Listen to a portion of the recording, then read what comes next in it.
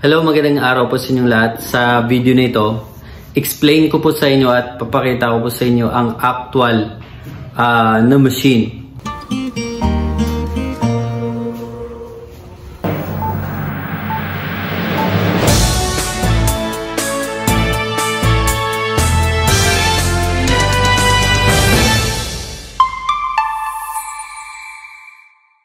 So una po, gusto ko pong malaman po dahil maraming nagtatanong sa akin, merong nagsabi na agent daw ako at I earned commission dahil nagbablog ako. Actually no, dahil empleyado po ako ng Veroserve Corporation. I am the sales marketing supervisor of Veroserve Corporation or VSC Agricultural Machineries na isang partner at authorized distributor ng Shinong Rice Mill Machine under Shinong, ayan hong company natin, ayan, Shinong Company, ayan. So ngayon, papakita ko na po dito sa inyo, makikita niyo po dito, ito po yung machine natin, actual na machine. Actually, yung bago ngayon, ito yung old model. Pero, for demo ito. Kapag pupunta po kayo dito, bibisita kayo sa Sampaloc showroom namin, ito po yung makikita ninyo na display. Yan. Ang bagong machine ngayon ng Shinong, ito wala na to. Dahil andito na siya. Itong sifter. Ano ba ito?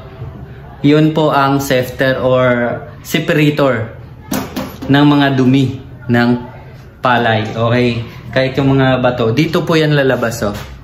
Ayan, dito siya lalabas. Okay. So, yan po. Papakita ko sa inyo from the start. Ayan na ho. Let's go. Okay. So, ayan na. Ito po ang Shinong Rice Mill Machine. Ang size nito, actually, hindi po siya aabot ng 2 meters. Ayan o, more than, nasa 1.4 meter lang po yung, ano niya, yung length niya. Tsaka yung height naman po ay hindi po aabot ng 2 meters. 1.6, 1.4, and 1.8. Ayan. So, yun po ang structure natin ng Shinong Rice Mill Machine. Ito ay gawa mula sa South Korea. You know? Una, mamaya ko na po explain ito Bakit, anong purpose ng palay cleaner? Dalawang klase. Ito po yung palay cleaner ng set A. Ito naman po ang palay cleaner ng set B. Okay, meron kasi tayong dalawang set na pagpipilian ng Shinong Rice Mill Machine. Set A at saka Set B. Una po, ang Set A, ito ho, ang Shinong Rice Mill Machine, nagawa mula South Korea, plus elevator, local made na elevator, ayan ho, ito, local made na elevator ito, plus itong local made na palay cleaner. Alright. Yun po ang Set A. Ang Set B naman po, Shinong Rice Mill Machine, plus local made na elevator, plus made in South Korea na paddy cleaner. Alright? Yun po ang sa Set A. Palay cleaner po yan. Parang ganito rin, kaya lang ito local made. Gawa lang dito sa atin. Philippine made. Ito naman po Korean made na palay cleaner. Okay, separate po yan. Yun po ang kasama sa package. Package A at package B. Or set A at set B. Para mapaliwanag ko po sa inyo kung ano po yung difference. Marami po kasing nalilito. Akala nila kailangan nilang bibilhin ang set A at saka set B. Hindi po. Pumili lang po kayo kung alin dito. Set A po ba or set B? Okay, again. Ang set A, ang Shinong Rice Mill Machine, ito, ang local made na elevator, plus ang local made na palay cleaner. Ang set B naman po, Shinong rice mill machine plus elevator and then plus Korean made na palay cleaner. Shinong brand pa rin po yan. Yun po ang option natin. Option sa, ibig sabihin pumili lang po kayo. Okay. Now, ito ay di kuryente. Hindi na po kailangan ng 3-phase transformer.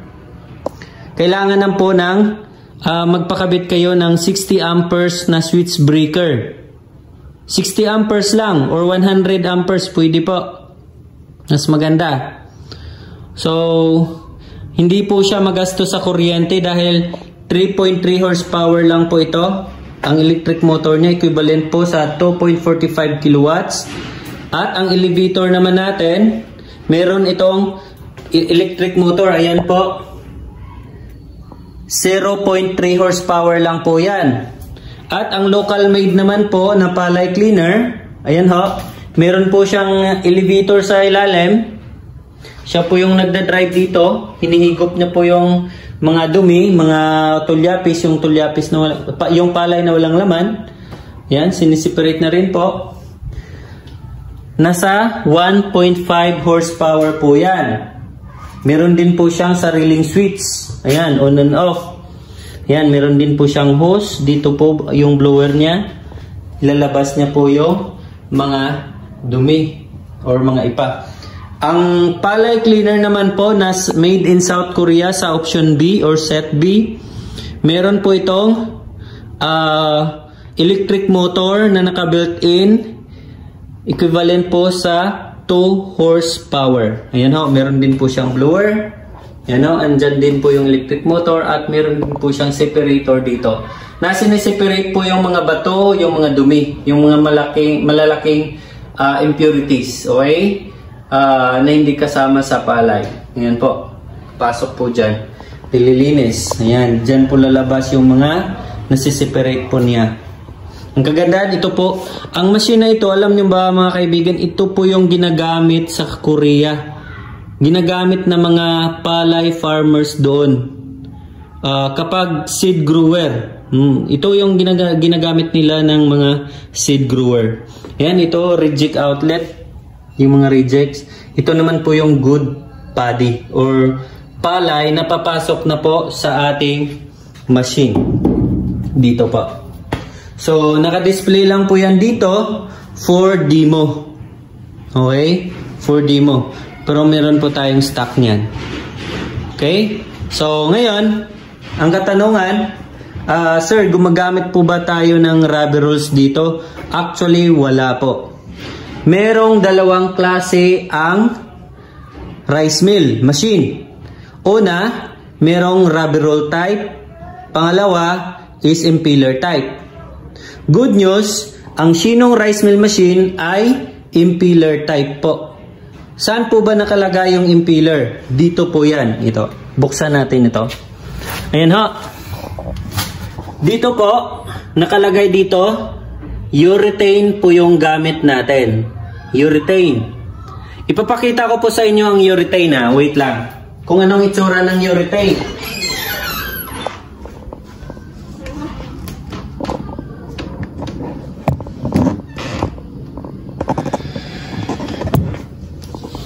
Ayan po guys. Ito po ang itsura ng urethane. Yan. Matibay po yan. Nauubos po ito every 3 tons to 3.5 tons. Yan. Kaya lang, meron pong technique dito para hindi magastos sa urethane. Tuturuan rin po kayo ng technician dito kung paano gumamit at kung paano makatipid ng urethane. Bawat machine po ay isang urethane lang po nasa loob nito. Kaya meron siyang holder sa loob ng urethane. Yan. Ito po yung nagbabalat ng palay. And then, dito po, saan naman po dadaan ang ipa? Ayan po, makikita ninyo, dyan po lalabas yung ipa. Dito po, meron po siyang hose palabas po. Labasan ng ipa. Okay. At dyan na naman po lalabas ang mga good palay or good grains. Papunta na po doon sa polisher. Dadaan pa yan ng separator. At ito naman po, meron po siyang labasan ng binlid. Yan, separator po yan ng binlid. Dito yung mga binlid niya lalabas. Tingnan nyo nga. Yan, mga binlid yan. Okay. Ang kagandahan dito is makatipid po kayo dahil hindi po tayo gumagamit ng diesel or gasolina. Di kuryente siya. So, meron sang switch dito kung ilang amperes bago mo siya i-on dito. Main switch, secondary switch. And then, ang kagandahan dito, 5-in-1 na po ito. Bakit 5-in-1? Function po yan. 5-in-1 functions. Una, meron po siyang husker or impeller. Pangalawa, built-in elevator. Akyat yung palay papunta dito. And then, yan, meron po siyang dyan, belt. And then elevator cap. And then, lalabas po dito. Okay. And then, pagdating dito, isi-separate po niya na yung mga dumi. Yung mga dumi na palay, lalabas po dito yung mga dumi at malalaking mga bato. And then, yung good na unpolished rice dito na po. Okay? And then, pagdating dito, ito po yung inlet natin. And then, control. Ito yung polishing level control. Kung gusto po ninyo na meron itong numbers 0 to 4. Okay? Ang 0, kapag ilagay natin sa 0 or 1, parang brown rice lang siya. Hindi siya masyadong pinapaputi yung bigas. At kung gusto naman po puting-puti yung bigas, ilagay natin dito sa 3 or 4. Pwede po dito ang brown rice at saka black rice. Okay, next. Ito naman po yung polisher natin, whitener. Dito po dumadaan. Ang polisher natin napakatibay po. Napakatibay. Lahat ng mga spare parts nito ay made in South Korea. Dito naman po ito yung distoner. Yung mga buhangin, mga bato, lahat ay siseparate po niya. Ito naman po ang broken rice separator. Isi-separate po niya yung good rice, well-milled rice, at saka yung broken rice. Lalabas na po yung broken rice. At dito naman po, merong dito, labasan. Ito po, labasan po ito ng mga bato. Yung mga nasiseparate mula dito ay dito po lalabas. Okay? Ito naman po ay linisan ng mga motor. Okay? Kailangan nating maintain at linisin ang electric motor. Ito naman po, ito ay labasan ng darak. Meron po siyang ito yung tinatawag nating cyclone. Okay? Pwede rin po na maglagay kayo dito ng PVC palabas para doon sa labas or saan man yung area na paglagyan nyo ng ganito. Okay? Nakasako lang po. Linagyan namin ng sako dahil nasa loob po tayo ng showroom. Nasa Maynila pa kasi tayo eh. Bawal po mag-alikabok dito. Okay. Ang labasan naman po ng IPA, meron din pong ito nasa 3 meters to ang taas niya. And then, meron itong cyclone. Depende po sa inyo kung gusto nyo lagyan ng box room para po labasan ng IPA. Ang kagandahan nito guys ay hindi po siya ganun hindi po siya masyadong maingay at hindi rin po siya masyadong maalikabok. Ayan. So, na-explain ko na siguro sa inyo lahat Oo nga. Ang video nito is brought to you by Veroserve Corporation. Ayan VSC. Alright. At meron itong instruction, paalala sa paggamit. Una, ayan ho. Ayan. Naka-blurred. Naka-Tagalog po yan. Ayan ho. Yan. Merong instruction kung paano gamitin. Kahit babae dito pwedeng mag-operate. Plug and play lang po ito. Okay? Sa lahat po na gustong umorder ng Shinong rice mill machine, ay message na po kayo sa contact number na binigay ko sa inyo. Pumili lang po kayo, mapa set A man or set B. Hindi ko pwede sasabihin dito sa video kung magkano ang presyo dahil alam naman natin the price may change without prior notice po. Dahil nakadepende po tayo sa market, dahil depende po sa supplier natin kung tataas or increase o bababa yung presyo. Depende po. Pero sa ngayon, naka-promo po tayo. Okay? So message lang po kayo. Okay? So sa lahat po na mag-order nito, actually, kung gusto nyo mag-pick up, pwede po kayong pick up nyo lang po dito para makatipid kayo sa delivery fee. I-pick up nyo lang po dito sa Sampaloc, Manila. Kasyang-kasya po ito sa pick up. Ayan, yung set A. Kahit yung set B, pwede po. Ayan o, diba? Kayang-kaya po yan. So, set A, again, review lang. Ang set A, isang Shinong rice mill machine, isang elevator, at isang palay cleaner na local made.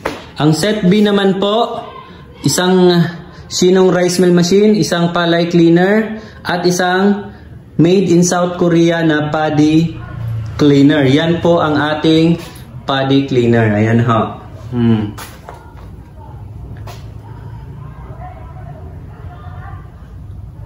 Meron po siyang outlet, main power at blower up power. Kumpleto na po yan. So napakagandang machine na ito. Nagde-deliver po kami nationwide kahit saan sa Pilipinas, mapa Luzon, Visayas at Mindanao. Mula Apari hanggang Hulo. Ayan. And then libre na po ang installation. Libre na ang installation. Pero meron po delivery fee, of course. I-charge namin sa inyo yung delivery fee. Kahit cash payment po, meron po delivery kapag tawid dagat from Manila. Pero kung cash payment siya, kapag nasa Luzon area, hindi naman tawid dagat, free delivery na po. Ayan. So, ayan, meron din po kaming dehydrator, Shinong dehydrator. Yung nagda-dry ng mga mangoes, mga prutas, yung mga vegetables, meron din po tayo. Ayan. So, kung gusto nyo mag-inquire nyan, message lang po kayo sa akin. So, ayan na po guys. Na-explain ko na po at napaliwanag ko na po sa inyo. Ayan, ano pa ba yung hindi ko pa na-explain? Lahat na siguro napaliwanag ko na. So, message lang po kayo sa akin sa 0968-8509 at 3777. Ayan. 0968-850-97777. Tawag na po kayo. At sa Globe number ko po, 0945-602-2639. Yan po ang aking contact number sa Globe. So, kung pwede rin po kayong pumunta, mag-visit sa aming demo center at showroom dito po sa Sampaloc, Manila. At meron din po tayo sa Gimba, Nueva Ecija. Kung nasa ibang probinsya po kayo like Visayas and Mindanao, message lang po kayo sa akin dahil meron po kayong pwedeng puntahan para makita actual ang mga machine. Dahil meron na rin po tayong mga user ng Shinong mula Luzon, Visayas at Mindanao. Tawag na at message lang po kayo sa akin. Maraming salamat po. Please subscribe sa aking YouTube channel at paki-follow naman po ang Facebook page ng Shinong Machines, Shinong Rice Mill Machines, VSC Agricultural Machineries at yung aking page na Ayan Canillas Vlogs. Maraming salamat po. Bye-bye! Meron nga pala akong nalimutan. Guys, ang kagandahan ng machine na ito ay less ang broken. Less broken rice. Bakit? kapag urethane ang gamit natin, malilisen po yung broken rice. Alam niyo ba kung bakit? Dahil mapipreserve nito ang pagkabuo ng palay. Ibig sabihin, hindi durog ang bigas. Ang mahalaga, dapat ang moisture content ng palay ay nasa 14% and below. Tulad nito. Yan, tingnan nyo. Ito yung palay.